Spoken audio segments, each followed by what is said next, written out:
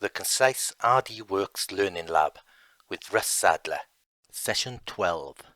Let's switch the machine on. We're now going to jump into the second section of this introduction to Chinese laser machines. We've covered all the major chunks, functional chunks of the machine in the previous 10 sessions. And you'll note that we haven't even turned the machine on yet really, only just to have a quick look at various things. I've got two laser machines in this workshop at the moment. The glass tube machine that you've seen me using in the first few sessions is a 600 by 400 millimeter machine. It's halfway between the sort of machines that you might have, 700, 500, or this one is a 300 by 500. It's a typical cheap starting Chinese machine, which I bought for just over £1,000. But this no longer has a glass tube in it.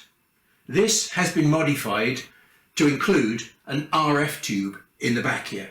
So this would normally be the sort of very expensive $20,000, $30,000 machine that you can buy. Well, it didn't cost me anything like that, but I've got all the ability to experience raw RF technology.